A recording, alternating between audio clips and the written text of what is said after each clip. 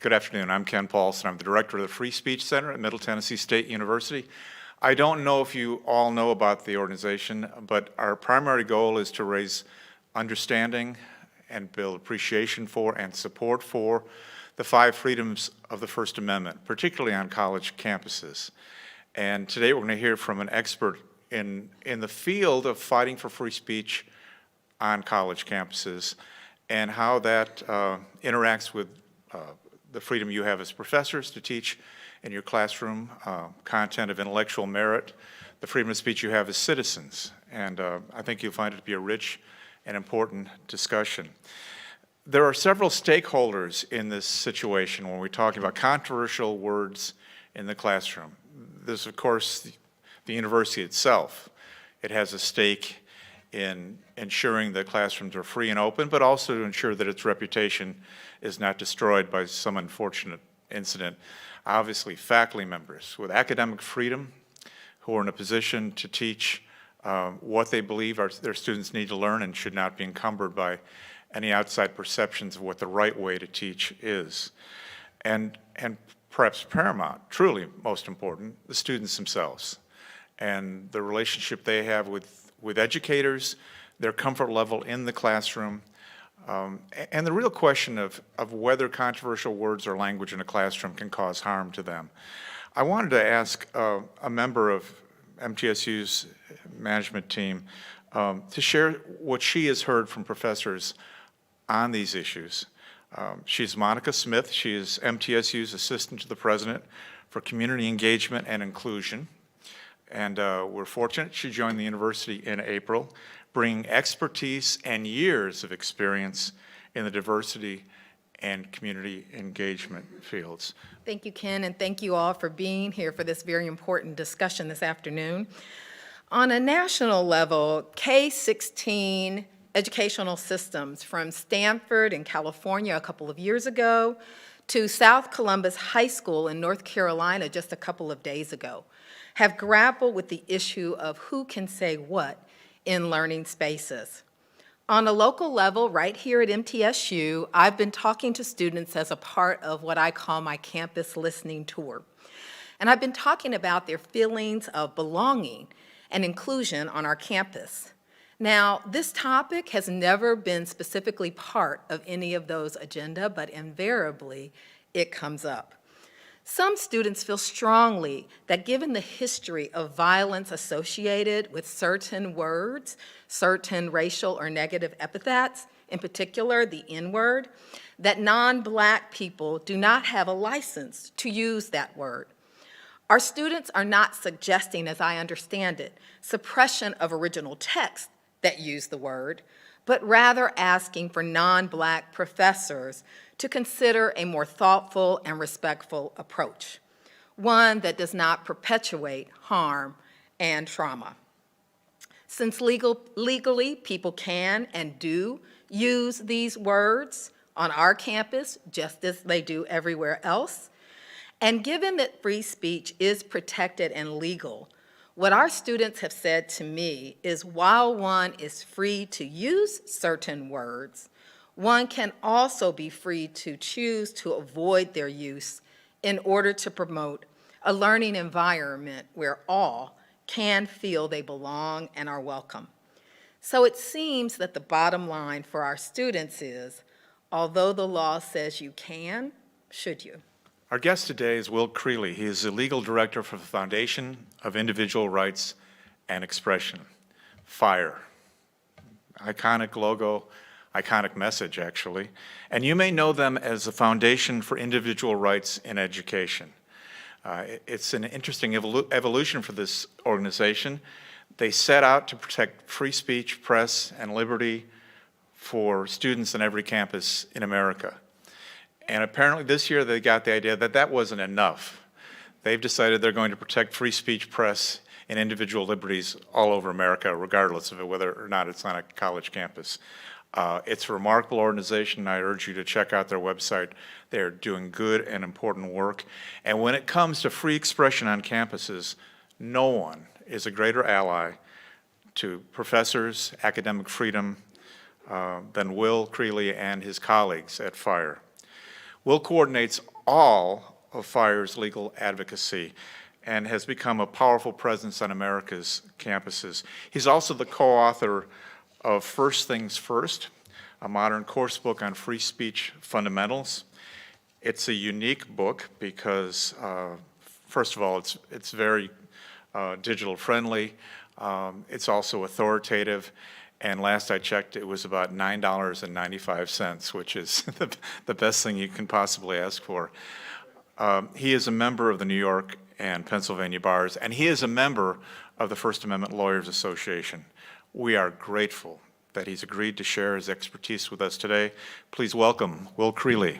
Thank you all for being here, and thanks to Ken and Emily for having me, and really thank you for showing up. I was saying to my wife last night while we were getting ready to go to bed, saying, what are you doing in Nashville anyway? I said, well, you know, it's just typical Thursday afternoon. I'm going to be talking about racial slurs in the classroom for about an hour, you know, in Middle Tennessee State University. He said, I like my Thursday better. So in that sense, I'm grateful for you all being here because this is a difficult topic. This is a difficult discussion. I was finalizing my slides last night after getting back home with my daughter from ballet. And sure enough, when I sent off the slides, I looked at my inbox, and there was another professor who had written FIRE asking for help, who had been talking about the history of the word. He's a professor at a state school out west, and individual of color, and has now faced formal racial harassment charges for discussing the word. So this is something that we see quite often, and something that I've talked about when I speak to students, faculty, general counsels, trustees nationwide. This issue comes up regularly, so it's a timely one, and I'm glad you're here. I just want to stress one point about FIRE and our work. We are proudly nonpartisan, and I mean proudly nonpartisan. When I meet somebody at a dinner party, and they ask me what I do, and I say, well, you know, I'm a First Amendment attorney. People never quite know how to take that, right? What does that mean? What kind of First Amendment attorney are you? And I usually say, well, I work for a nonpartisan organization. Even that raises eyebrows. And I say, okay, let me put it like this. No matter what your politics are, no matter who you voted for in 2016, no matter who you voted for last Tuesday, I can give you 5 cases that I've worked on that will make you think I am a freedom fighter. I am everything that's right with this country. I am the hope and the future. The speech I'm defending is the gospel truth. And I can also give you 5 cases that are the exact opposite. And you will think I'm the devil incarnate and I'm everything that's wrong with America for defending that speech. In fact, that speech should be punishable, first of all.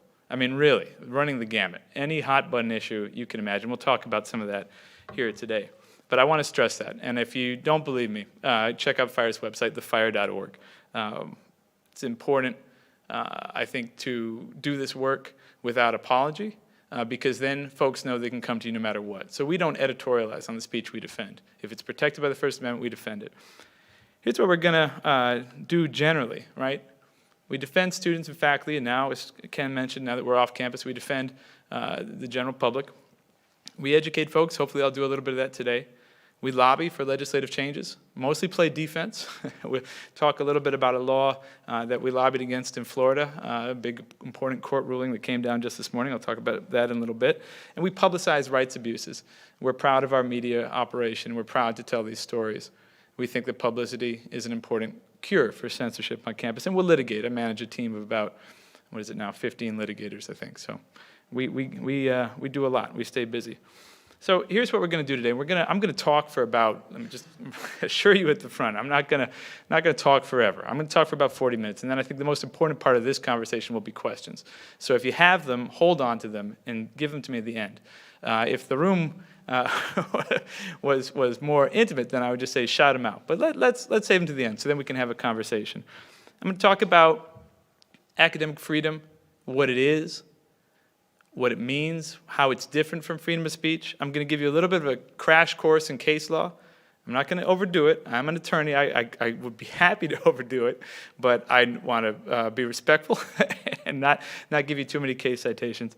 And I'm going to talk about some of the cases that we've seen at FIRE, what it's like, what's going on there in the classroom when professors use controversial material as part of their pedagogical method and say racial slurs out loud. One thing I should also note at the top, I am not going to say racial slurs in this speech. And I'll explain a little bit why now, just at the top.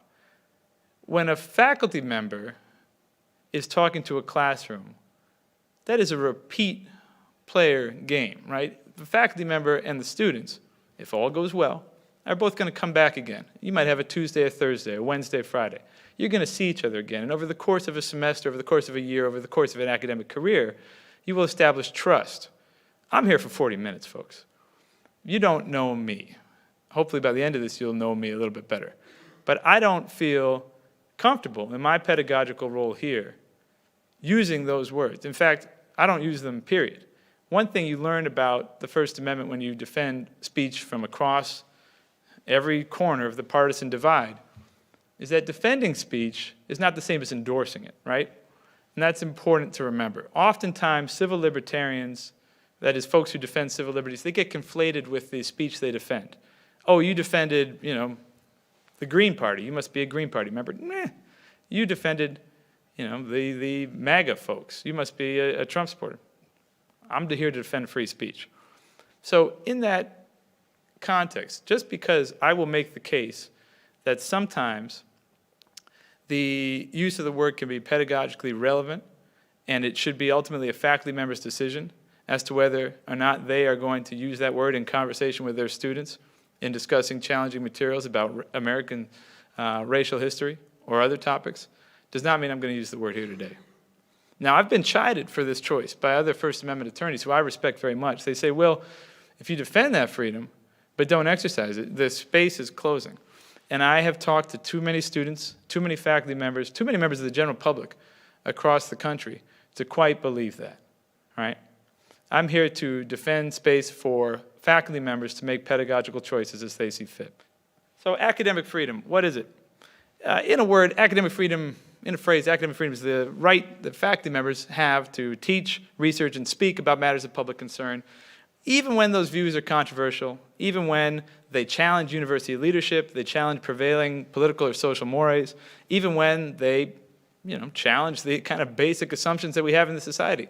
Think of old Socrates, who was put to death for this method. Academic freedom, ultimately conceived, would have protected Socrates, and it protects all of you here. American Association of University Professors, 1940 statement is kind of the canonical articulation of academic freedom. And I want to quote in one point here, right? The common good depends upon the free search for truth and its free exposition. Academic freedom as a notion, in part, comes from a desire to protect faculty from the moneyed interest, the railroad tycoons, the powerful folks who set up, the powerful politicians who set up the American university system as we know it, both in the private and public sphere 150 years ago. Academic freedom also comes from the German tradition of German higher education, of protecting the right of faculty members to follow the truth where it leads. In the University of Wisconsin's iconic phrase, academic freedom protects the right of faculty members to sift and winnow. There's a process of sifting and winnowing ideas to figure out what the truth is. And academic freedom is your right to engage in that sifting and winnowing, no matter how mad it makes the public, the parents of your students, the politicians in the State House, the giant donors to the university, public and private. Academic freedom protects faculty members, and we're here to protect academic freedom. I should note, given the topic today, there's a note on controversial material in that American Association of University Professors statement. Teachers are entitled to freedom in the classroom, but they should be careful not to introduce into their teaching controversial matter which has no relation to their subject, right? In 1970, the AUP comes back for another bite at this and says, the intent of this statement is not to discourage what is controversial. In fact, controversy is important. The passage serves to underscore the need for teachers to avoid persistently intruding material which has no relation to their subject. Here's how I like to kind of formulate that. If you're a geology teacher, anybody a geology professor here? No geologist? All right, let's say you are one, right? Every day you show up and you start lecturing about how, in your view, the war in Iraq was an absolute triumph. I'm talking about the second war in Iraq. And your students start saying, I didn't sign up for this. What is he talking about? And every day, you go on for 10, 15 minutes, right? You're going to give your exposition on Iraq, and, your students all of a sudden thinking, okay, well, this is weird, but all right. One of them complains, says, wait a second, I signed up for geology. What are you talking about? Provost finds out, provost punishes you, said, you're supposed to be teaching geology, not about the war in Iraq. And you come to fire and say, my academic freedom is being violated. I've been suspended because I'm not teaching the material. Fire is not going to protect you, right? Your teaching has to be germane. The material you cover has to be germane to the subject. It's almost a consumer rights issue in some regard, although I don't like thinking of students as consumers because that raises its own problems. But the student signed up for one class. You're teaching about something else. Now, the caveat, of course, is if you can say that the war in Iraq threatened geological sites of interest or upturned, the rock base or the stratus, and now it's actually kind of interesting. Okay, now we're talking germaneness. But if you are just persistently introducing controversial material that is not germane to your subject, you're in trouble. Academic freedom does not protect you. But finally, and I will get off the AUP statement in just a second, academic freedom, properly conceived, also protects the university to some degree. The idea is that you have a professional obligation to represent yourself as a scholar, even when you're off the clock. Now, FIRE defends faculty for extramural speech all the time. We just successfully defended a professor at a community college in Texas who was retaliated against. Her contract was not renewed because she was at home watching the vice presidential debate in 2020, and she tweeted out, "I wish Mike Pence would shut his little demon mouth." And that incurred the ire and the wrath of local Texas state lawmakers who did not share her sentiment about former Vice President Pence and conspired to have her fired. And we successfully represented her, filed a lawsuit, and got a good settlement for her. So we will protect faculty for extramural speech. But the AUP says, when you're out on the street, when you're speaking and writing as a citizen, remember that you have a special position. You're a faculty member. So what's the difference between academic freedom and freedom of speech, right? There's a little bit of difference here. Academic freedom cares about expertise. It cares about scholarship. Freedom of speech, it's a different deal. Freedom of speech is broad-ranging. You don't have to be an expert to open your mouth. Goodness knows. Goodness knows. That's an important distinction. Academic freedom is designed to protect speech related to scholarship and teaching, your areas of expertise. So let's do the case law crash course, all right? We're going to go way back. I'm a lawyer. I'm bad at math. I think that is 75 years this year. Is that right? Am I right about that? Sweezy v. New Hampshire. Sweezy, Paul Sweezy, was a famous Marxist economist at a time when it was not a good thing to be a famous Marxist anything. 1957 is Joe McCarthy. 1957 is known communist in the State Department. 1957 is House Un-American Activities Committee. And the folks in New Hampshire saw how much fun that McCarthy and his ilk were having in Washington, D.C., and they decided to convene their own state-level version of the House Un-American Activities Committee. And they called in Professor Sweezy, who had been lecturing at the University of New Hampshire, to have him answer some questions. Professor Sweezy, what are you teaching our children, our impressionable youth? Are you a communist? Are you a Marxist? What is in those lectures? Sweezy refused to answer questions and was held in contempt. He said he had a right to teach as he saw fit. Goes up to the High Court. The Supreme Court says in an opinion that was issued in a series of other opinions that push back against the exceptions, so to speak, for speech related to communism or socialism that were at the time good law. The court began to push back here. A series of decisions released, but Sweezy being one of them. And the court, I want to highlight this language. The essentiality of freedom in the community of American universities is almost self-evident. No one should underestimate the vital role in a democracy that is played by those who guide and train our youth. To impose any straitjacket upon the intellectual leaders in our colleges and universities would imperil the future of our nation. In fact, the court goes on so far to say that if you restrict the ability of teachers and students to discuss controversial issues, even socialism, even Marxism, our civilization will stagnate and die. That's stark speech. I mean, that's a stark ruling from the court. Kishim. Kishim was an English professor at the University of Buffalo. where my father actually was later an English professor. I had the pleasure of growing up with the granddaughter of the lawyer who represented Harry Kishim and his fellow radical members of the English department. And Kishim, as a young scholar, had seen his mentors blacklisted at Queens College in the 50s. And so when it came time for him to sign a statement saying that he was not a member of any seditious organization as a condition of employment, he refused. He said, I'm going to get my revenge on the 1950s. That's how he put it years later in a great book called Priests of Our Democracy, written by Marjorie Hines. So he stands up and he says, no, I won't do it. And again, the case goes up to the Supreme Court, represented by the great Dick Lipsitz and the ACLU of New York. And the court, again, finds in favor of robust academic freedom rights and says, academic freedom is a special concern of the First Amendment, which does not tolerate laws that cast a pall of orthodoxy over the classroom.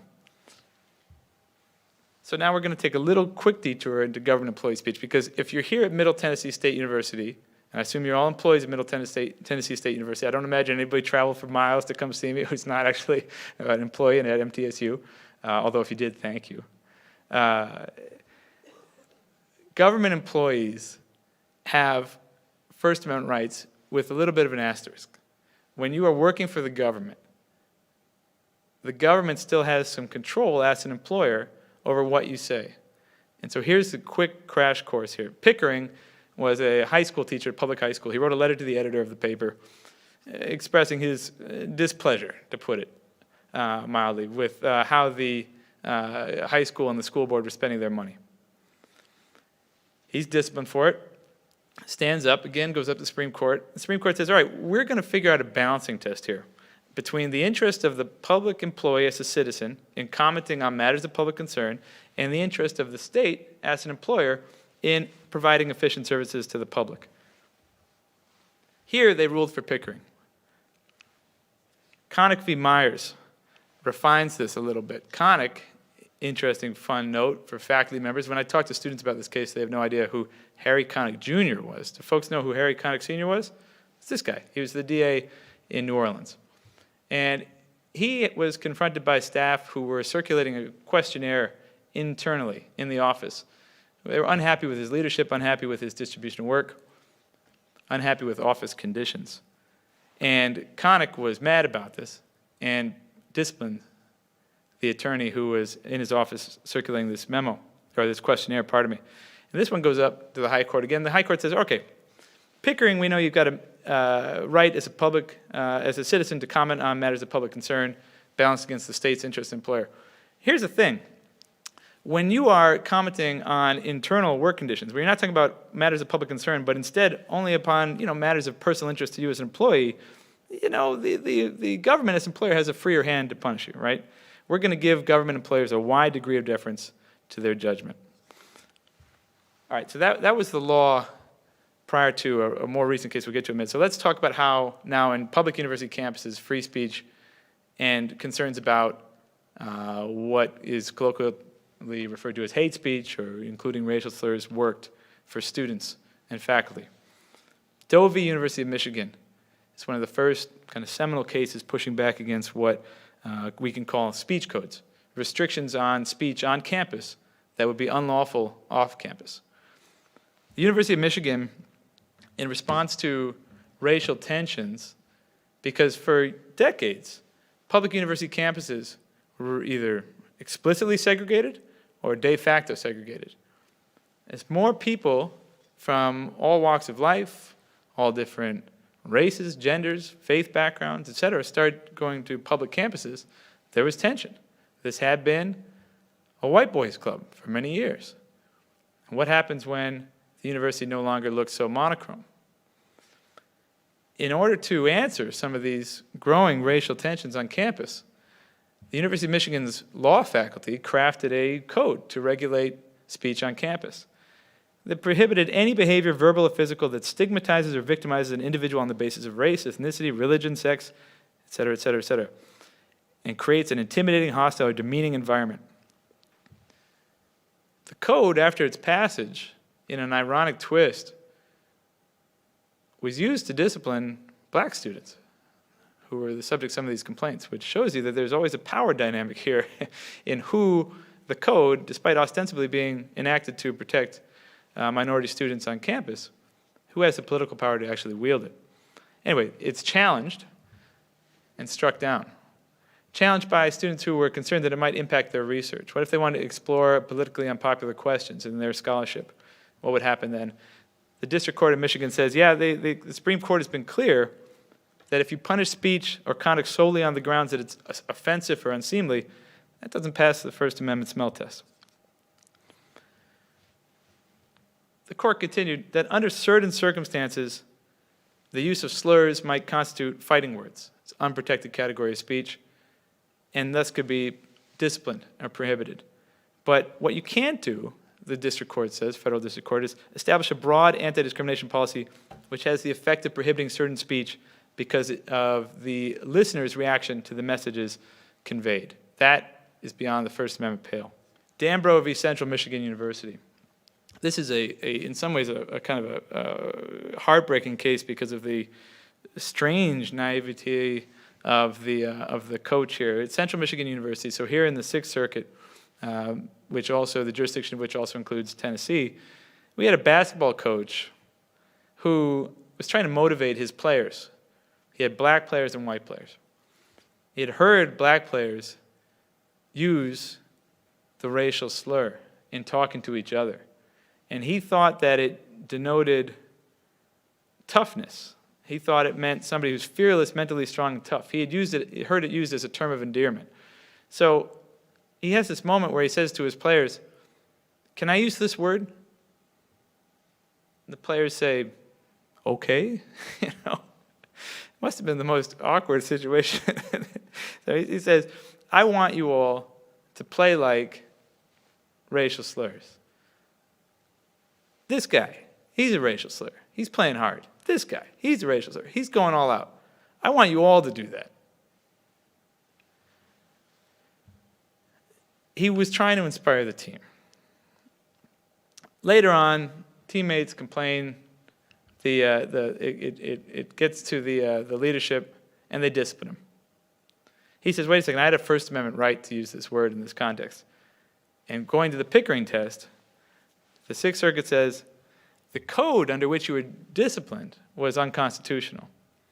But your discipline is constitutional. Your speech was not protected because you weren't talking about anything academic. You weren't trying to guide discussion and debate. You were using this term in a way that had no social or political relevance to your players. It was beyond the pale. It's not protected by academic freedom. Contrast that with Hardy v. Jefferson Community College. Here, again, a Sixth Circuit case, some years after Danbro. You had a professor who would bring in speakers into his class to discuss controversial ideas, and also would discuss how slurs work, how hate speech operates. He was exploring the history of language and its impact. He faced a complaint after his lecture on social deconstructivism in language. The court found it protected. The court said it related to matters of overwhelming public concern. It was relevant and germane to his topic. There can be no argument that faculty don't have First Amendment rights when they're teaching. So it was protected. Now, very quickly, Garcetti v. Ceballos, the Supreme Court further narrows what public employees, not just faculty, well, actually, we'll get to that in a second, it further narrows what public employees can talk about in 2006 ruling. I'll skip the facts. Long story short, the court says that when employees are speaking pursuant to their job duties, the First Amendment does not protect their speech from discipline. So if you are on the clock, if you are a staff member here at the university, not faculty, staff, and you are speaking on the clock in a way that is described in your job duties, you can be punished for that speech. The First Amendment does not protect you. However, in dissent,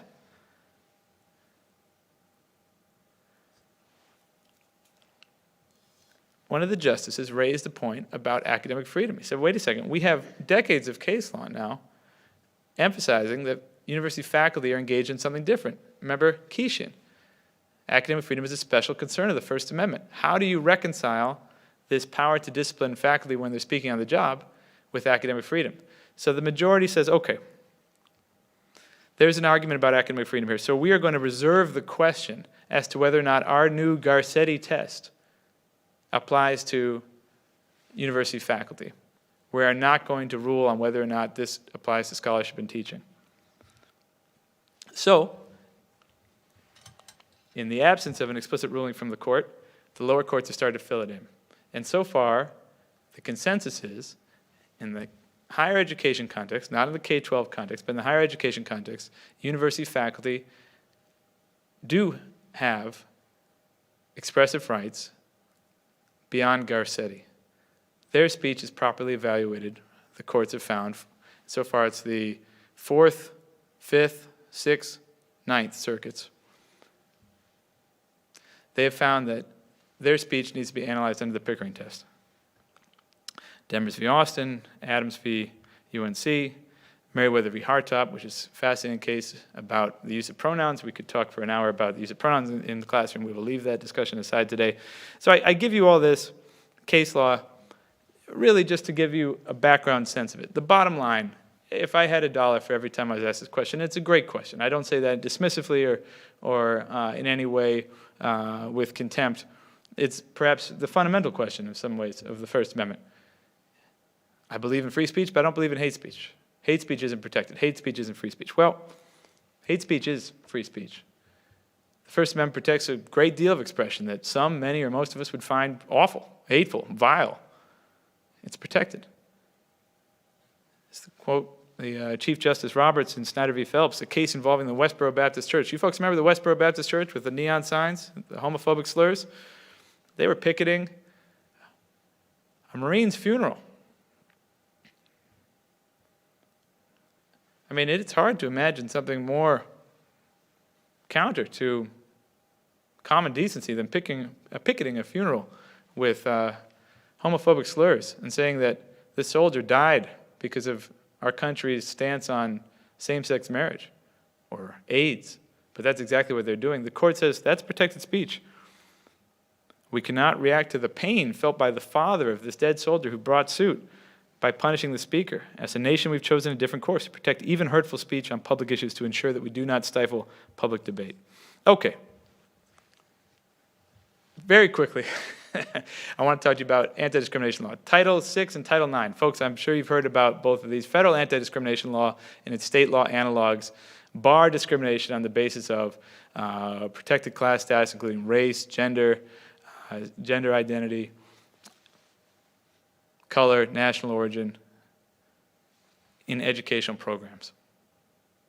The definition for peer-on-peer harassment is the conduct has to be so severe, pervasive, and objectively offensive that it effectively bars the victim's access to an educational opportunity benefit.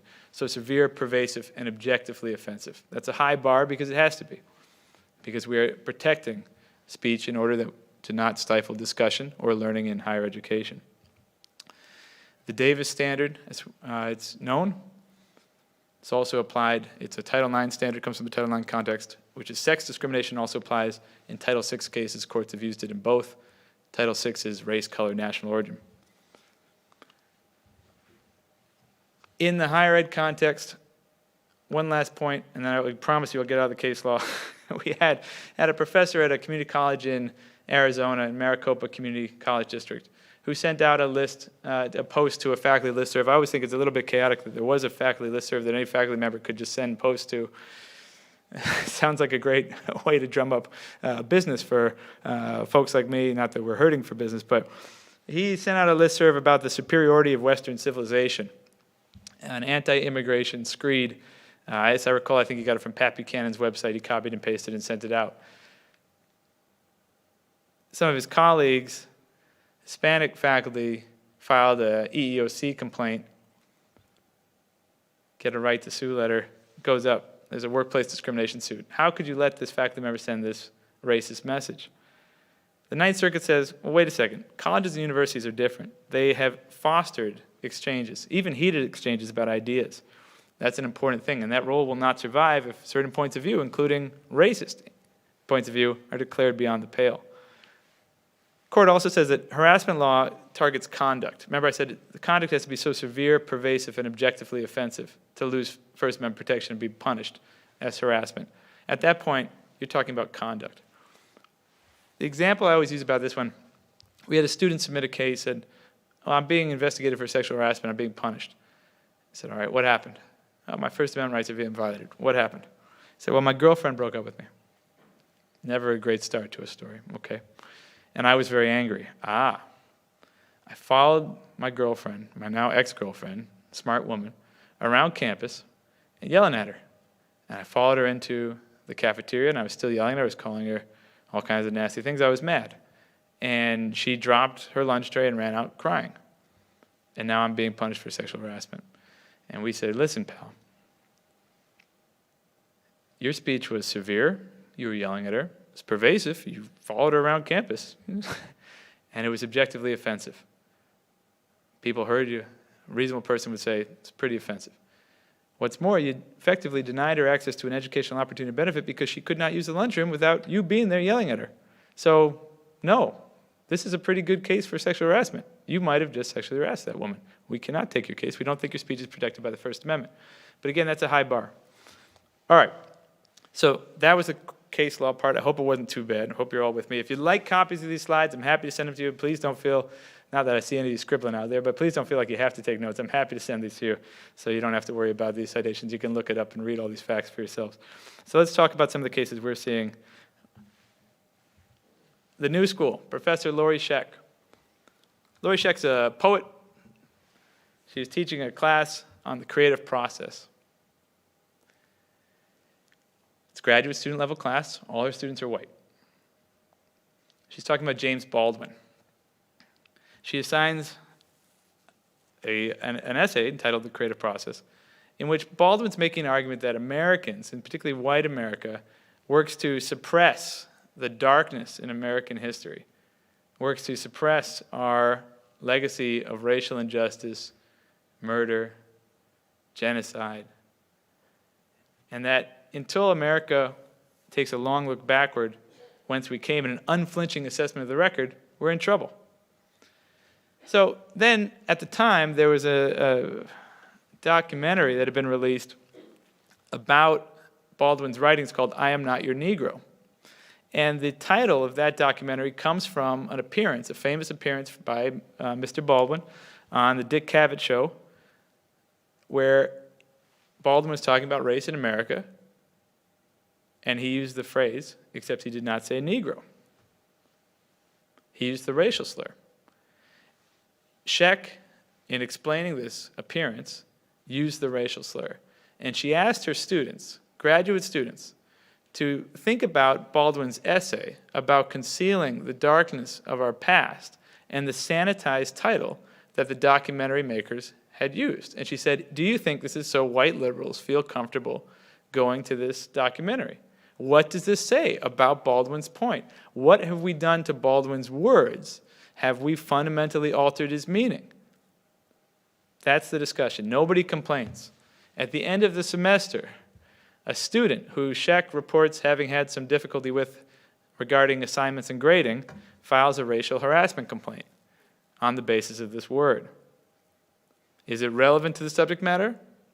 Absolutely. Had Scheck told the students that she would be engaging with difficult material? Absolutely. Did the New School find her guilty of racial harassment? You bet they did.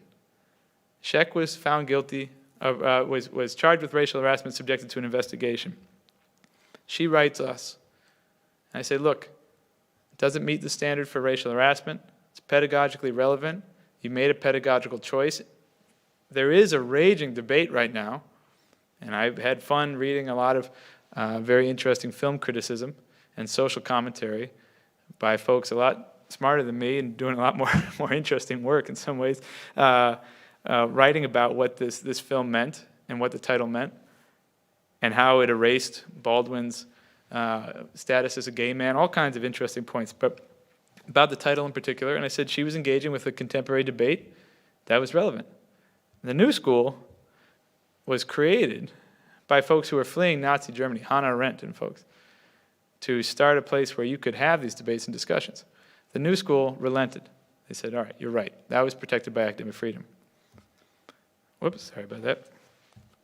Central Michigan University. Professor Tim Boudreau teaches a journalism law class. He at one point was the chair of the department. He teaches Danbro, that case about the basketball coach. In teaching Danbro, he reads the word. He also teaches other relevant First Amendment law cases, like Mattal v. Tam, which is an interesting case brought by an Asian American rock band who had the name of their band included an anti-Asian slur. And they weren't able to trademark the name of their band because the FTC would not recognize slurs as trademarks. So Boudreau teaches all these cases in his class. An alumna of Central Michigan, and it's ironic that it's at Central Michigan, I think that's in large part why in part he was teaching Danbro, takes a picture of him teaching with the slur on the board and says, why does he have to do this? Despite the fact that no students complained, there are no complaints filed against him. This was a student who already graduated, was posting on our Instagram. Boudreau was found to have created a hostile environment, and he was forced out of the university. Duquesne University. Duquesne terminated Gary Schenk, a professor, over a discussion of the racial slur when he was talking about context in which it is appropriate and inappropriate. The faculty said this was a protected discussion relevant to his course material. Duquesne terminated him. Only after he retained a lawyer was he reinstated. At Emory,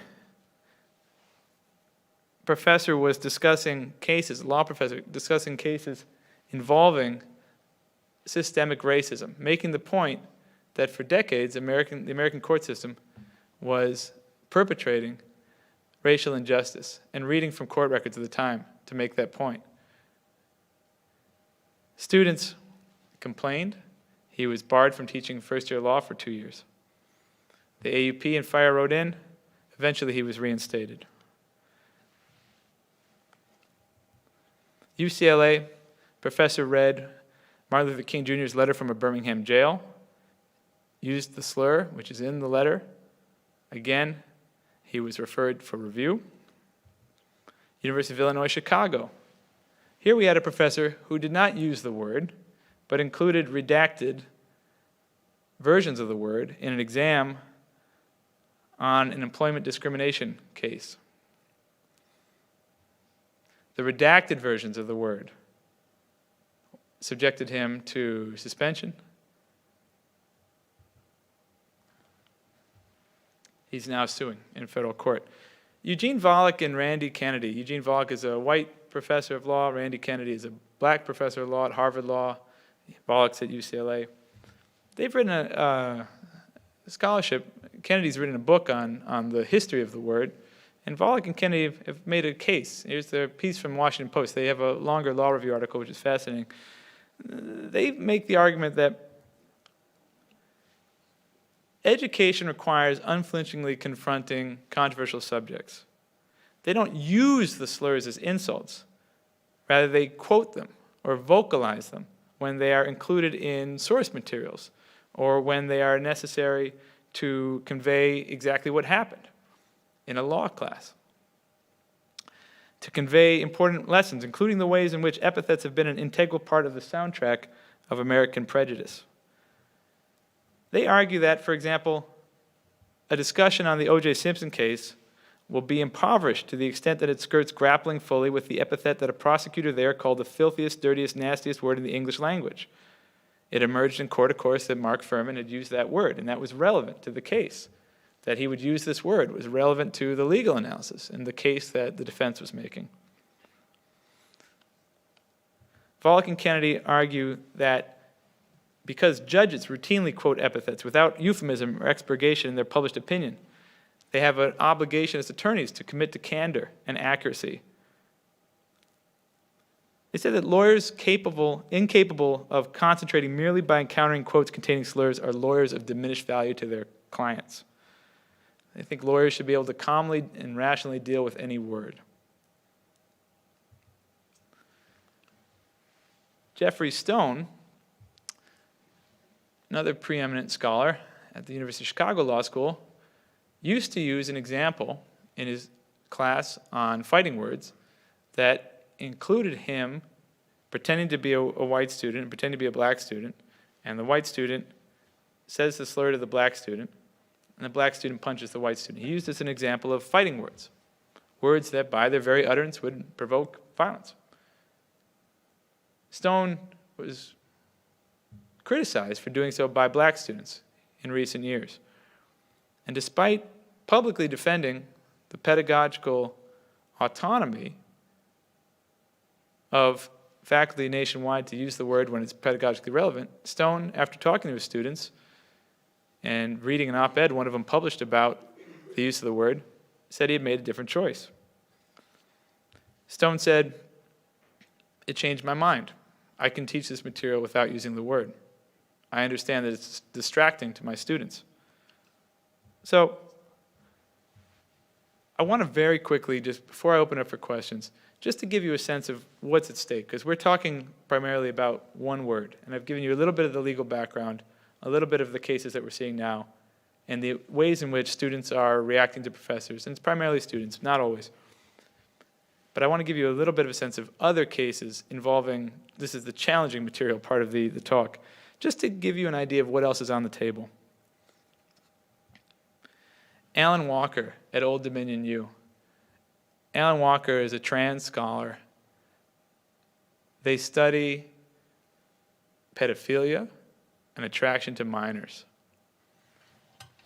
Walker's scholarship, their most recent book, involves an argument that instead of calling everybody who is attracted to minors pedophiles, they should instead be referred to as minor attracted persons, because not all minor attracted persons act on those impulses. And to do otherwise is to flatten our understanding of the attraction. They're not arguing for the rightness of minor attraction or for pedophilia. They're not arguing in those terms. They're arguing about the understanding of the condition. In discussing their most recent book on a podcast, a Twitter account called Libs of TikTok grabbed a portion of the discussion and publicized it, and it ignited a firestorm. Now, remember, academic freedom protects the right to explore even controversial material. If it protects professors making the choice to use racial slurs when they're pedagogically relevant, it also protects Alan Walker's scholarship. But Alan Walker was hounded out of their job. This was a first for me. I've worked at FIRE for 16 years. This is the first time we had to take very seriously the thought. We secured Walker an attorney via our faculty legal defense fund at no cost to Walker. But this was the first time we had to discuss whether or not we should also secure a faculty member police escort or security, bodyguards, because Walker and their partner, were receiving death threats. Jim Livingston, last one. Jim Livingston, on his private Facebook account, white guy living in Harlem, professor of history, wrote, "Okay, officially I now hate white people. I am a white people, for God's sake, but can we keep them, us, out of my neighborhood? I just went to Harlem Shake on 124th and Lenox for a classic burger to go. That would be my dinner. And the place is overrun with little Caucasian assholes who know their parents will approve of anything they do. Slide around the floor, you little shithead. Sing loudly, you unlikely moron. Do what you want. Nobody here is going to restrict your right to be white. I hereby resign from my race." And the folks at stormfront.org, which is a neo-Nazi website, and other outlets on the right found this and publicized it and says this is racial discrimination. And they criticized the university for not taking action. The university did take action. Rutgers found Livingston guilty of racial harassment for this discussion. FIRE represented Livingston after the furor was sparked and after extensive media coverage and online criticism. Eventually, the university said, wait a second, this is protected by the First Amendment to speech on a matter of public concern. Talk very briefly about the Stop Woke Act, which just this morning, as I'm waiting for my airplane to fly me here to Tennessee, I'm at Terminal C, Gate 18 in Philadelphia International Airport. I got the news that Fire's lawsuit had been successful. We had successfully secured a preliminary injunction against the state of Florida's Stop Woke Act, which would have prevented the discussion of quote-unquote divisive concepts related to race, color, national origin, and sex in the classroom that are counter to what the state of Florida thinks are legitimate topics of discussion. And again, I bring that up just to give you a sense of what else is on the table, right? Academic freedom is not being invoked to protect the use of the slur gratuitously, or the use of the slur because it gives white professors a thrill, or because they'd like to be able to say the word or have a pass to say the word. Academic freedom properly conceives, protects speech that someone out there finds objectionable, whether it's the governor of Florida, whether it's people who don't want to hear about professor research into controversial subjects and so forth. So last but not least, talk about the cost of silencing this kind of speech. If you teach students, I think that they are too weak, too incapable of dealing with the ugly truth of America's racial past, I think you do them a disservice. That doesn't mean gratuitous use. That means pedagogically informed use after a professor has established some kind of trust with the students, and the professor has the academic freedom right to do so. And as Volk and Kennedy point out, there are advantages to informing students of what the real world is like outside. In a slightly different context, the Columbia Law professor now at Harvard Law, Jeannie Sue Gerson, teaches a class on criminal law. And she was disturbed to find that students were opting out of the discussions of sexual assault. They said they were being re-victimized, or that they had experiences with sexual assault and they could not sit through these classes. And while Jeannie Sue Gerson was sympathetic, she also thought to herself, these are not people who would make credible prosecutors. If a sexual assault victim came to them, I would be worried about their ability to prosecute the case. Likewise, if they were defense attorneys, how could they be trusted to mount the zealous advocacy that the legal profession requires?